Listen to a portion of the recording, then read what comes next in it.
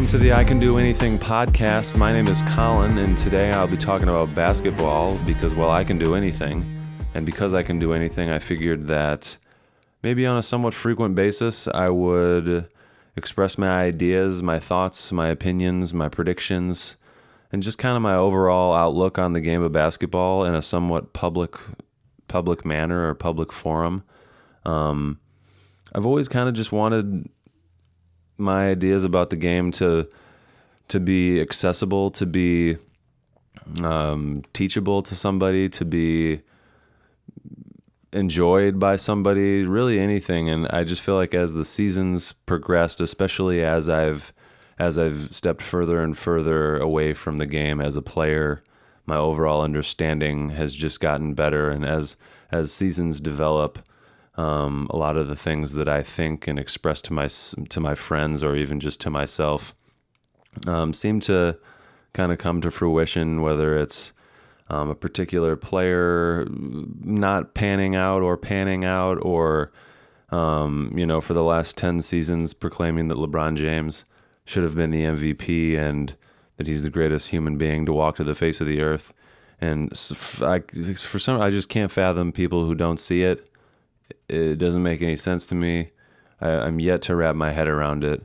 For those of you that know me already, I'm obviously a very big LeBron James fan. If the man's on TV, I'm watching. And I guess with the very first episode, that's probably where I should start, by addressing some of the overall off-season acquisitions and really the acquisitions and the happenings around the league.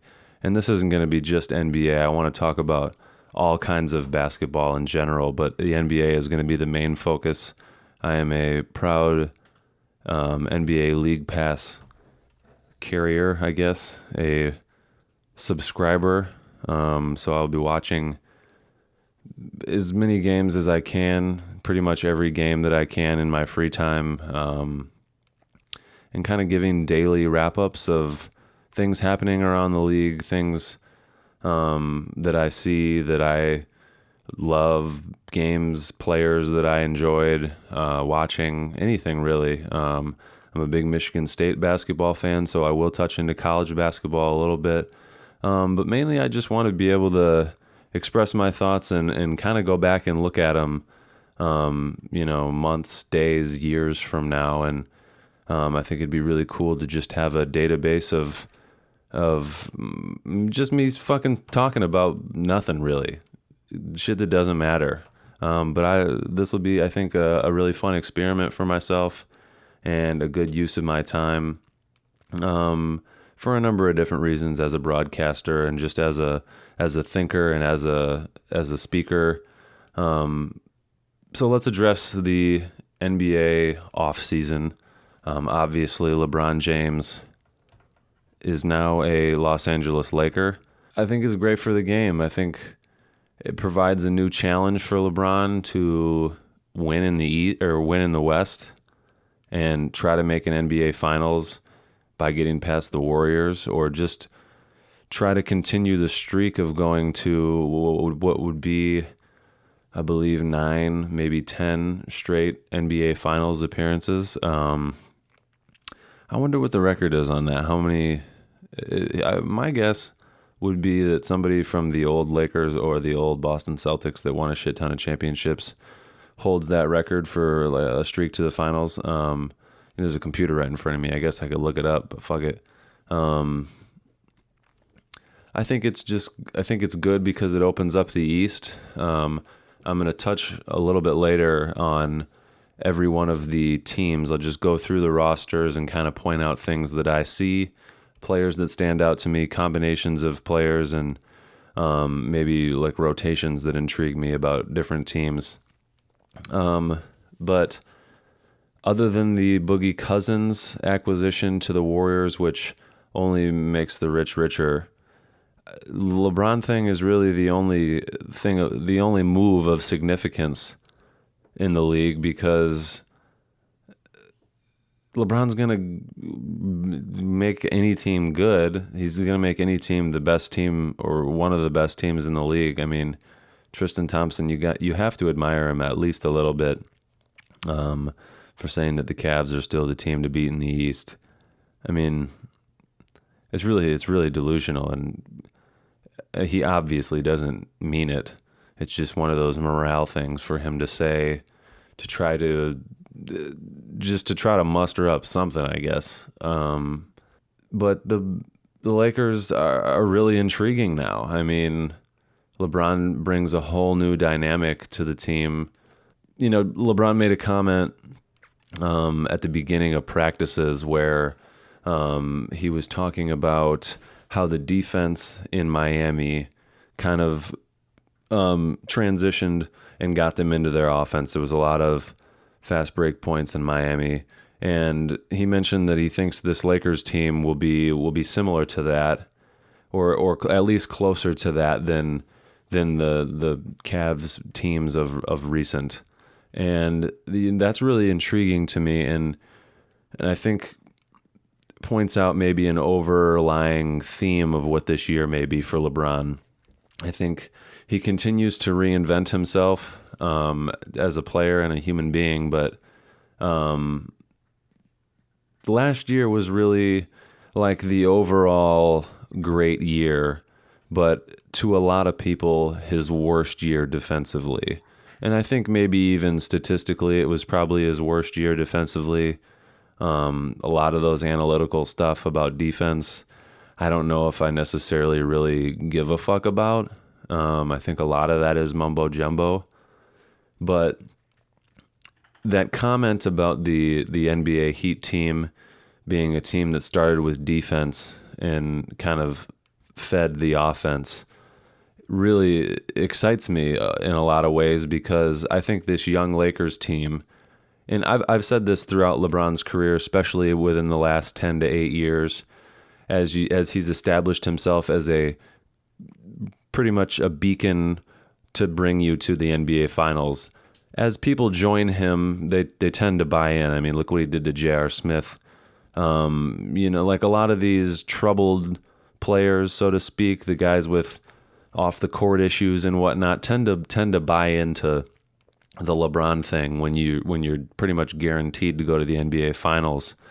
And I think that'll just translate to the Lakers. A lot of these guys grew up, a lot of them are younger than me, and are huge LeBron fans. I don't know how you don't buy in. I mean, Brandon Ingram, Lonzo Ball, Kyle Kuzma, Josh Hart, Kentavious Caldwell-Pope. I mean, a lot of these guys, I think, can really, obviously they can benefit from having LeBron. That goes without saying, but I like that Kuzma has publicly criticized his own defense, and I think that defense is where this team starts. These young guys are really gonna, I'm playing with LeBron. I've got to earn playing time, essentially. I've got to, and that's where you do it on defense, especially as a young guy. And, maybe this is the year that LeBron, last year it was that he can't play a full 82 games and that he rests too much. And last year he has a freak year where he plays 82 games. And he looked like a 23-year-old at age 33 or 32 or whatever he is. But maybe this is the year that now, after people said that last year was his worst defensive year, but maybe his best overall year, that maybe he has something to prove defensively and fucks around and wins Defensive Player of the Year and makes this team a really great defensive team and really is the ringleader of that defense, a vocal leader. I think that goes without saying. LeBron is probably one of the better vocal leaders in NBA history. The ones that come to mind are obviously like Kevin Garnett. Shaq was probably a pretty good vocal leader defensively. I think of like Rasheed Wallace. That's just kind of like vocal guys in general. I'm probably missing a ton of people off the top of my head that I'm not thinking of, but I think that I think I'm very excited for what this year holds with the Lakers. There's a lot of really intriguing different lineups that they can go with. There's a lot of guys on this Lakers team that I think that I've always been preaching that would play really well with LeBron. I like Rondo with LeBron a lot. I always really loved him as a Celtic and just kind of thought that he would play really well with LeBron. I've always said that if you throw the salary cap out, if I were to start an NBA team, I think that Rondo would be my point guard because you could just fill the court with great scorers, 4 great scorers, and then put Rondo in there, and he would just facilitate and distribute. And when people left him open, there's all kinds of lanes to the basket, but that's a whole nother conversation. So I guess what I'd like to do now is go through each of the rosters, since I've kind of dove into the Lakers thing a little bit now. Or what other off-season stuff went on? You know what? I can't think of anything off the top of my head, so I'm just going to dive into lineups. I'm going to start with the Atlanta Hawks. There's really a lot of these teams I'm going to spend very little time on because most of the shit doesn't matter. The bottom half of both the East and the West. Well, not the bottom half. The bottom third is pretty horrible. So let's start with the Hawks. I see Cole Aldridge, who's just whatever, but a familiar name. I see Vince Carter. I see Trae Young, and I see Jeremy Lin. But other than that, there's really no excitement. I barely know any of these people. Miles Plumlee, I guess, Taurean Prince.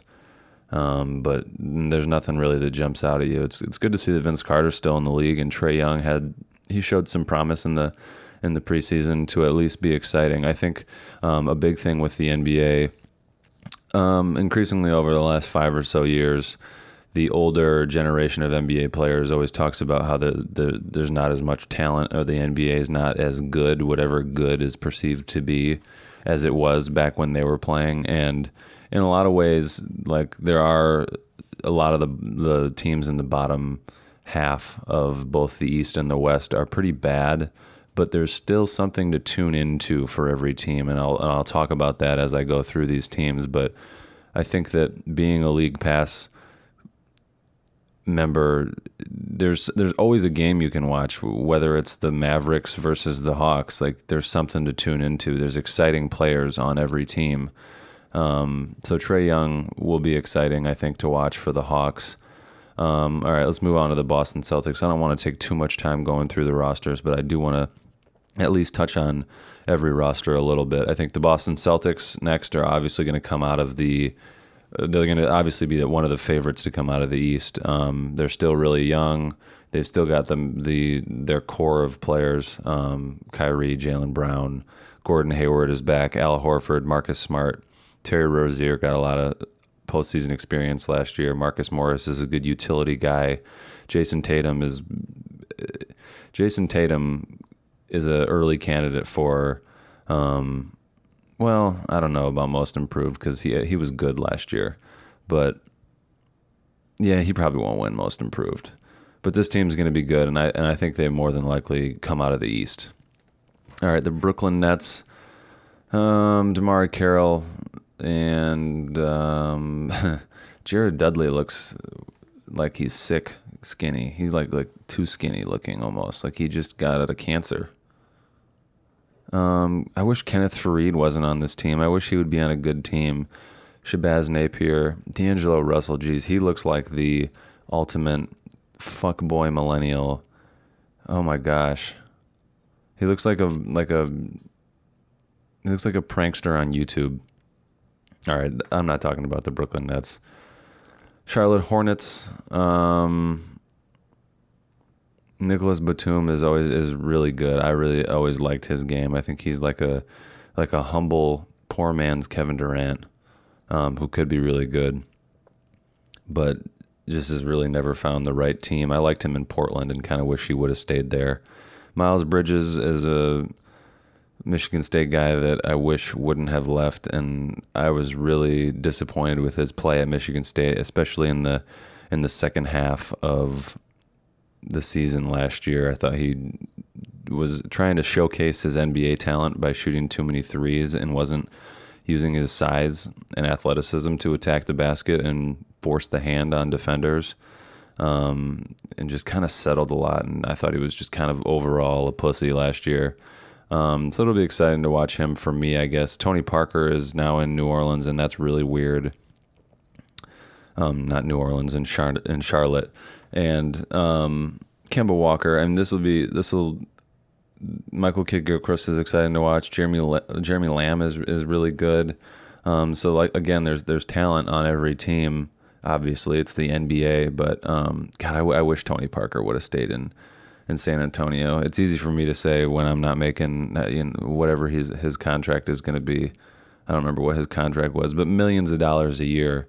It's easy for me to say that I would have just retired a Spur rather than taking a new contract somewhere else. But just for legacy purposes and just for nostalgia, I wish he would have never left the Spurs. All right. The Hornets really aren't much to talk about. I think the Chicago Bulls can be really exciting this year. I think Jabari Parker was coming off the bench in the preseason. And I think that if he continues to come off the bench, that's my prediction for Sixth Man of the Year. I think he could have a breakout year. He could even win Most Improved, even though he's not really like your typical candidate to win Most Improved. I think he could, because he's got the skill set. It's pretty obvious, but he just really hasn't produced due to injuries in Milwaukee. I really liked that Milwaukee team and wished that they wouldn't have broken up that core nucleus of young guys. I mean, they really didn't break it up much, but just losing Jabari Parker, I think, hurt it a lot. But the Bulls are going to be exciting. They got Denzel Valentine, the poor man's Draymond Green from the same university.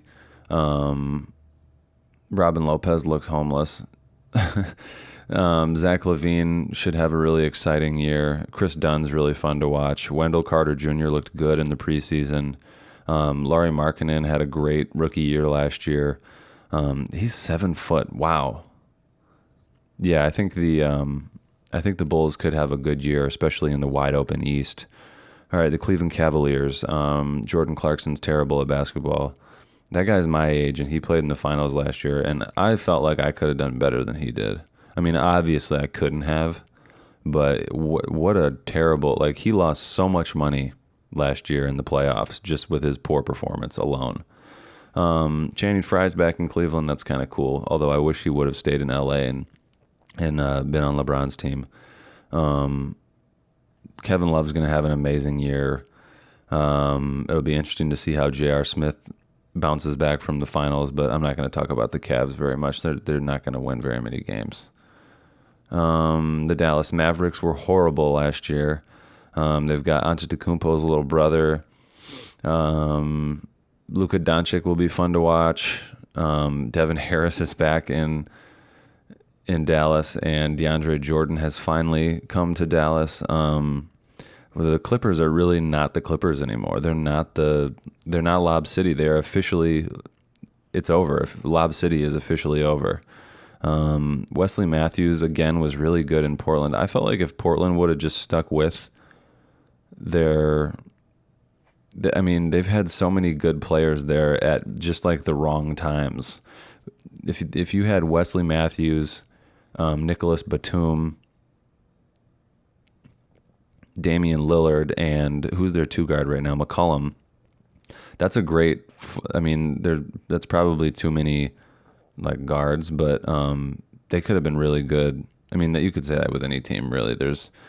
With free agency and just the overall bounce around of the league, that can happen for any team, I guess. Jalen Brunson will be fun to watch. I think it'll be interesting to see if he can win in the same fashion. All right, moving on to the Denver Nuggets. Gary Harris is so much fun to watch, another Michigan State alum. Are you an alum if you didn't graduate? Fuck it. Trey Lyles is interesting to watch. Hasn't really materialized necessarily to what a lot of people, I think, thought he may possibly be in the NBA, although he is still very young.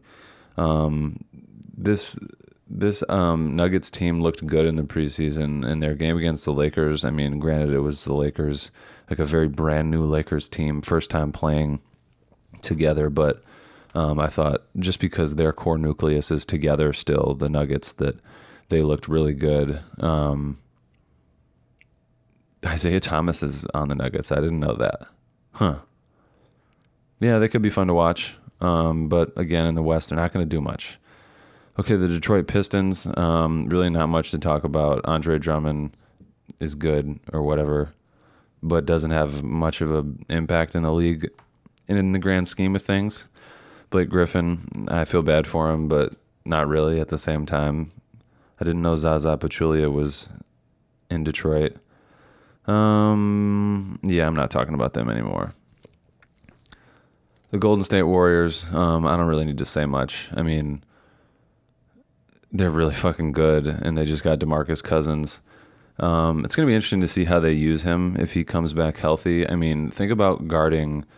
If you have Draymond on one wing, enter the ball into the post to DeMarcus Cousins, and then you have Steph Curry, Kevin Durant, and Klay Thompson running some form of cage off the ball screening action. You can't double down on DeMarcus Cousins in that case. And then you just got DeMarcus Cousins one-on-one in the post against like whoever pretty much. I guess you could double the ball side if Draymond enters the ball from that wing, but because Draymond isn't a threat really to shoot threes, especially not to the magnitude of those other three guys, but he's going to create matchup issues inside and out like they've never had before, and they already had tons of matchup issues because of their three-point shooting ability. So it's just going to be really, really fun to watch the Warriors again, but I think everybody knows that. The Houston Rockets lost a lot just by losing Trevor Ariza and gaining Carmelo Anthony. They lost a lot of defense and then added offense, but put a guy on the floor that doesn't really want to play any defense. Carmelo is one of these guys that I always thought would be great playing with LeBron because it seems like people, like I said, you should be able to buy into the LeBron thing, you'd think. But Carmelo just doesn't seem to buy into whatever he joins. I mean, the Rockets are going to be really fun to watch with Harden and Brandon Knight's on the team. He could be a really nice scoring piece for them. I hope Chris Paul can stay healthy. But yeah, I mean, they're going to be really fun to watch, and we'll probably finish in the top 3 or 4 in the West. The Indiana Pacers had a really breakout year last year that I don't think a lot of people were expecting. Tyreek Evans joined, and he'll be a good scoring threat for them. Victor Oladipo is going to have another really great year. Miles Turner just re-signed, or not re-signed. I think he just renegotiated his contract, and I didn't think he got as much money as I thought he maybe could have, but I think what he got fits the impact, I guess, that he makes in the league. I don't think unless he were on the right team, I don't think he's really a game changer for any particular team. But the Pacers will be fun to watch, especially again in the wide open East. All right, the LA Clippers. So like I said before, Lob City is now really officially over. This team's not very good. Tobias Harris is one of those guys that's a quiet, really good player. He kind of reminds me of Nicholas Batum, just like a really humble, low-key guy that just scores the ball really well. Another guy like that is Joe Johnson. But this team they're gonna be horrible. Wow. I'm not talking about them anymore. The Lakers, I think I've talked about the Lakers enough. It's just going to be a really exciting team to watch. The preseason was really fun to watch, and it was the preseason. You know, I think that there's so many different lineups that they can get into. There's so many different matchup problems. You could go really, really small, and you could go like all forwards if you wanted to. I mean, the Lakers are going to be great to watch. The addition of LeBron is an obvious draw for the league, and it sucks that I'm on the East Coast and they play so late. But I've got League Pass, and they let me watch the game in the morning, or just whenever I want, really. So I'll watch Laker games in the morning while I'm sitting at work doing video editing on my second monitor. So I'm excited about that. Let's move on to the Memphis Grizzlies. Not much to talk about here. Mike Conley Jr. is really good. He's fun to watch. Jaren Jackson, I'm excited to see how he does in the NBA as a Michigan State alum. They really don't have much, though, other than that. The Miami Heat, they've got Marc Gasol. Marc Gasol is great. Again, they're not going to make much of a wave, though. The Heat aren't going to be that good. Justice Winslow underperforms. Deion Waiters is Deion Waiters. Dwayne Wade's getting older. I didn't know Duncan Robinson was in the NBA. Good for him. I never really liked him at Michigan, but I don't really know why. All right, I'm not talking about the Heat anymore. They're not going to be the greatest. The Milwaukee Bucks. What is Eric Bledsoe doing in his picture? Go to NBA.com and look at Eric Bledsoe's picture. Giannis Antetokounmpo is going to be really fucking good again this year, obviously. Again, I wish that they wouldn't have gotten rid of Jabari Parker. I really liked this team. Chris Middleton is really good. I thought he was way older than what he is. He's like 26 or 27.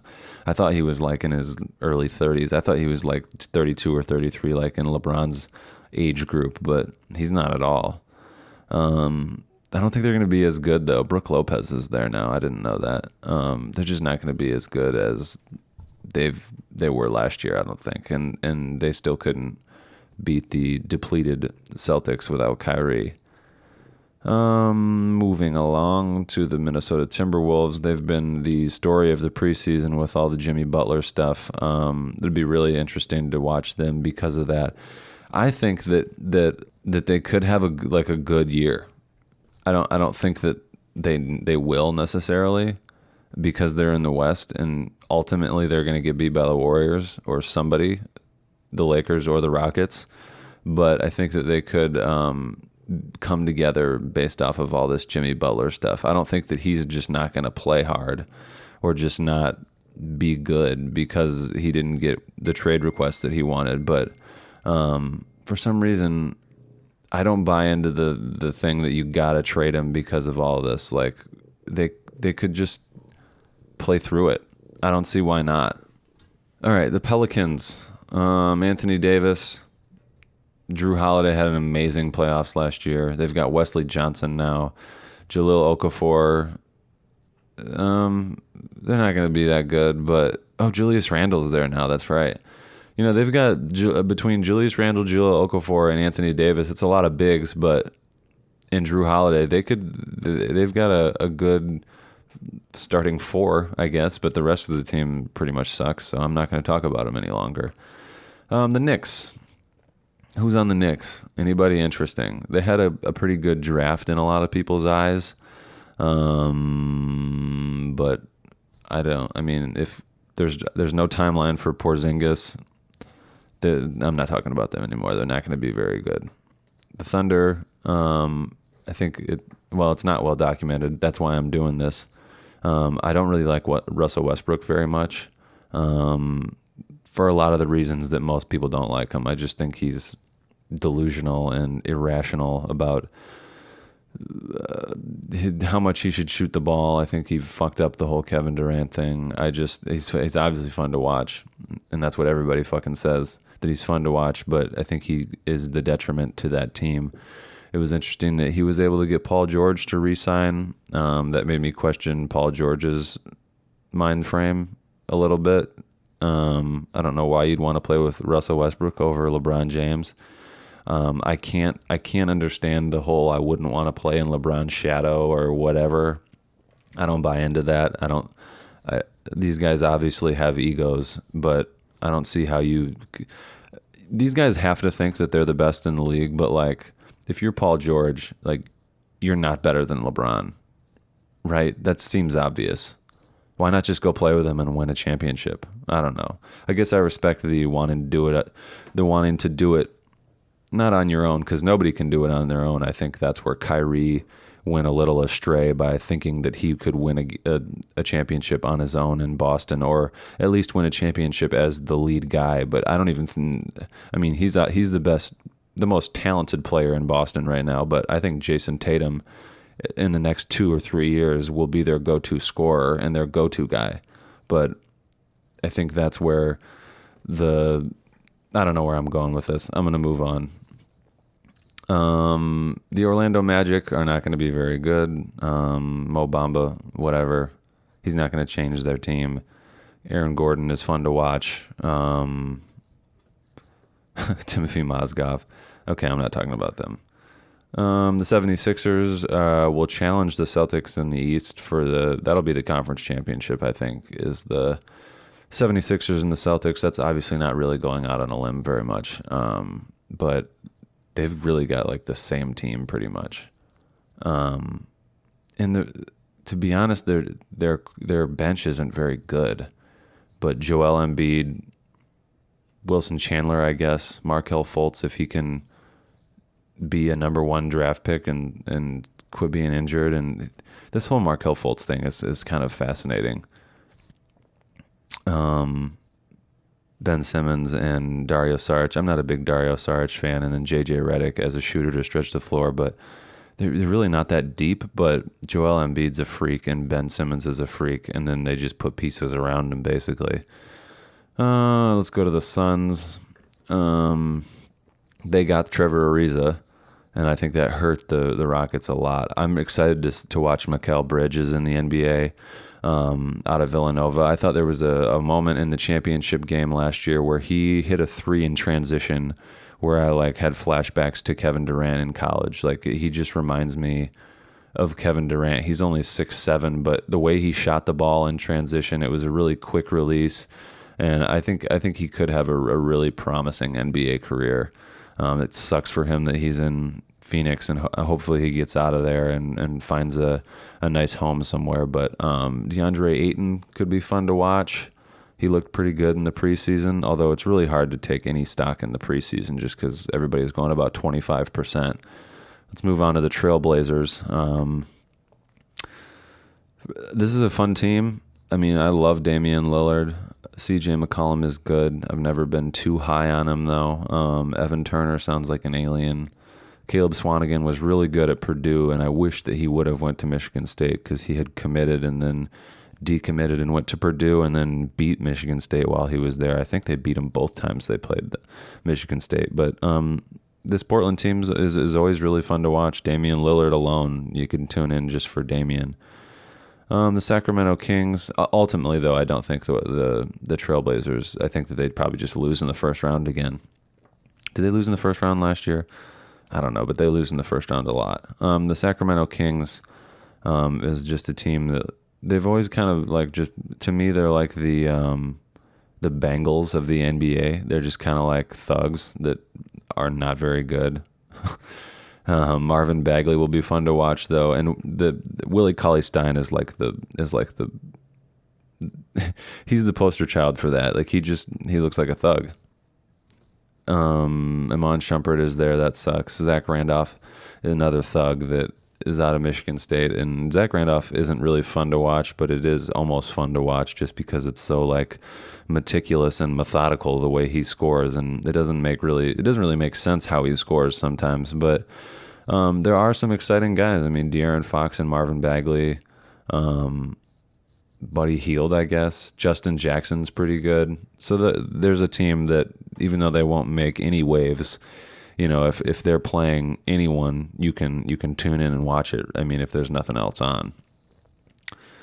The San Antonio Spurs. It'll be interesting to watch how DeMar DeRozan does in San Antonio. They're going to be good again. I mean, just with Pop and the whole system.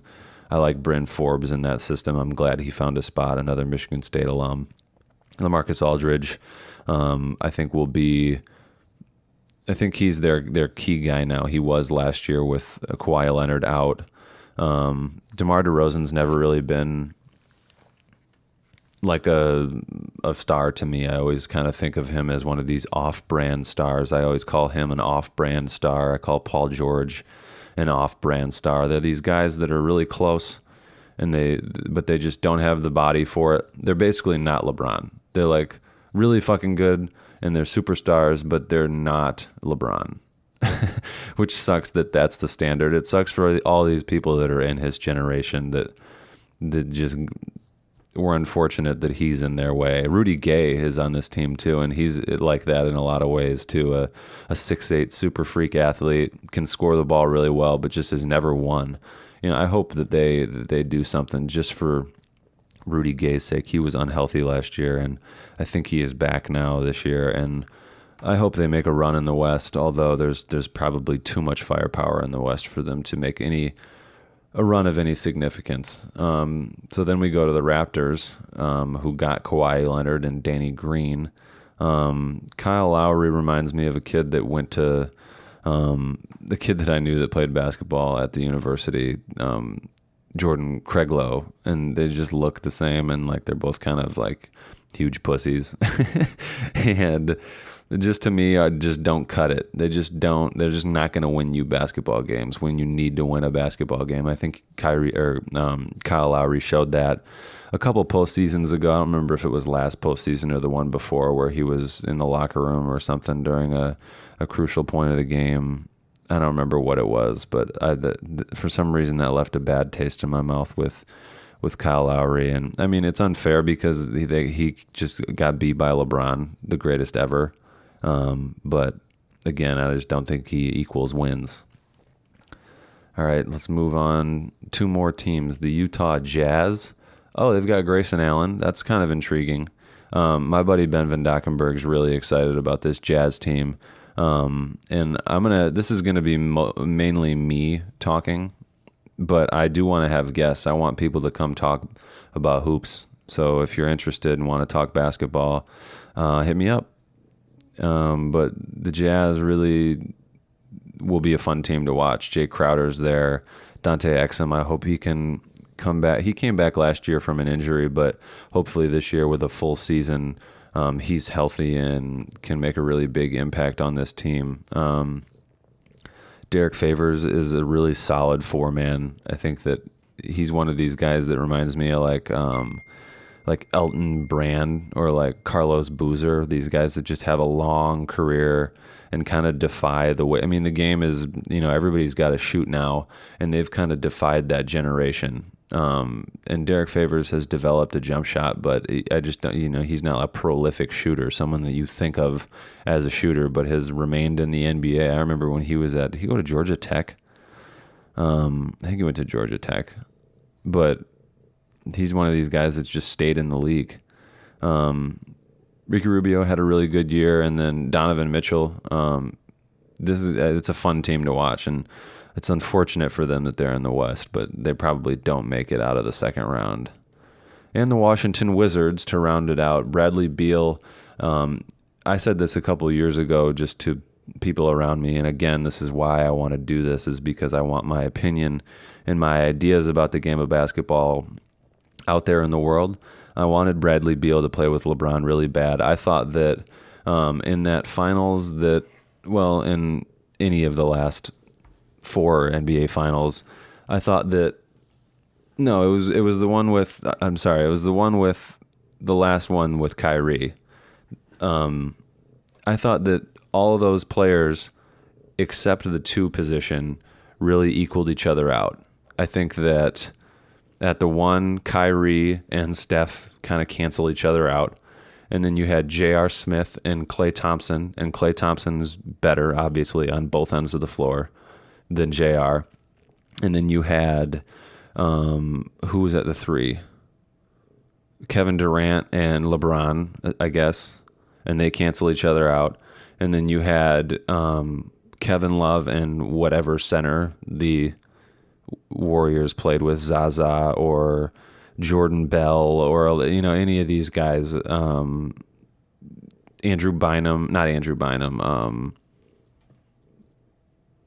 Bogut. Andrew Bogut.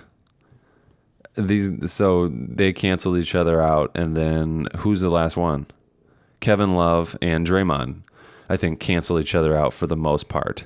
They both do different things really well, but in the end, overall, they probably cancel each other out. So I think the weakness there for the Cavs was the 2 position, and I thought Bradley Beal would have really balanced that whole equation out, and that would have made me really excited if he would have been.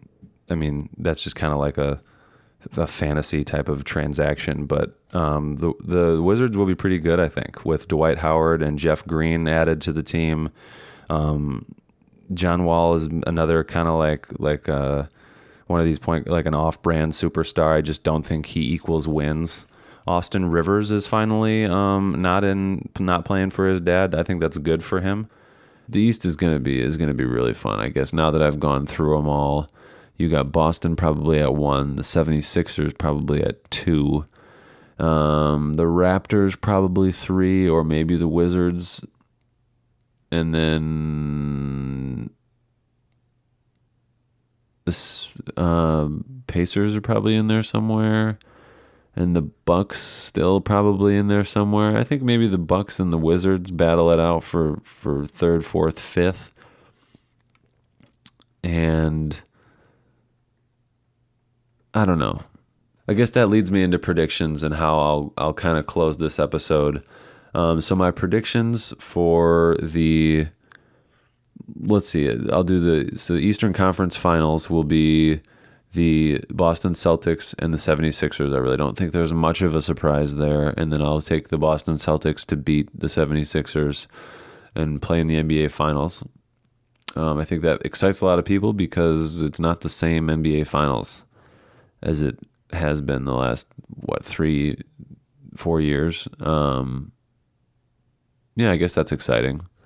And then I think the Western Conference Finals is the Lakers and the Warriors, and I think the Warriors probably win, but I think it's a lot closer than a lot of people may think it may be. I'm going to go with LeBron for MVP, and it's not really stepping out on a limb at all, but I think that the impact that he has on these young guys, and I think the defensive impact that he's going to have this year will really carry them, and he's just going to be LeBron, and I think that's what ultimately will carry the Lakers, and a lot of these pieces will hopefully find their way, and just be themselves, and just be the piece. Don't try to be too much or too little. Don't hide from the LeBron shadow. And then I think the Warriors beat the Celtics probably in 5 or 6 in the NBA Finals. And my guess is Kevin Durant will be the MVP again of the Finals, probably. Sixth man. Who's a good sixth man? Maybe Lou Williams. Sixth man. Let's go to the Bucks. I feel like one of these. No, probably not anybody on the Bucks. There was one person that I was just talking about that could be really impactful coming off the bench. I have no idea who will be a sixth man of the year. Could it be someone on the Wizards? Bradley Beal won't come off the bench. Maybe Jeff Green comes off the bench and is the sixth man of the year. Let's go to the Celtics. No, nobody on the Celtics.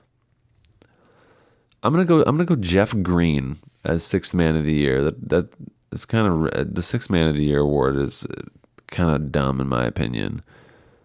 Maybe if D Wade comes off the bench, maybe he's sixth man of the year. Carmelo could be the sixth man of the year. He could be an amazing sixth man, but he won't be. I think somebody on the Lakers could possibly win sixth man. I think Lance Stevenson could win sixth man if he really wanted to. I think if Kyle Kuzma came off the bench, he could win sixth man and be a really intriguing sixth man. But I really haven't chosen anybody, and I really don't give a shit. I think any of those guys would be a viable sixth man. I'll just go Jeff Green with the Wizards as sixth man of the year. Defensive player of the year. I've said before, I think LeBron could win it this year. I think Rudy Gobert could win it again. I think Kawhi Leonard could win another defensive player of the year if he's back and healthy. that whole Kawhi Leonard thing is really intriguing, just to see if he's still Kawhi Leonard. Who else could be Defensive Player of the Year? I always thought Dwight Howard would win every Defensive Player of the Year for the rest of the time that he was in the league, for the remainder of his career. After he won those like 2 or 3 Defensive Player of the Year awards, I thought that he'd just always be the Defensive Player of the Year. But he has really kind of like just fallen off the map almost entirely. Let's go Rookie of the Year. I don't really know about. I'm gonna come back to Defensive Player of the Year. You know what? I'm gonna go with LeBron. Fuck it. Most improved. I'm gonna go Josh Hart. Most improved. I said that earlier. I'm gonna stick with that. I like that one for most improved. He was the MVP of the summer league. Yeah, I think that's an intriguing one. Josh Hart for most improved. Well, I think that wraps up the first episode. You've got a baseline understanding of where we stand, where I stand on this NBA season. I'm really fucking excited. I'm so pumped that basketball season is back, and looking forward to watching games every night and talking shit on here and having guests come talk about basketball. I'm excited for the college basketball season, although I'm a little worried about the incoming recruiting class for Michigan State not being very strong, and Duke is going to be really, really good. And next year's NBA draft will be really, really intriguing. There's going to be a lot of really interesting free agency moves next summer, but that is a long ways away, and we've got a really, really exciting basketball season ahead of us. So to wrap up the very first episode of the I Can Do Anything podcast, I just want to say thanks for listening. Maybe come back if you feel like it. I can do anything. So can you, bitch.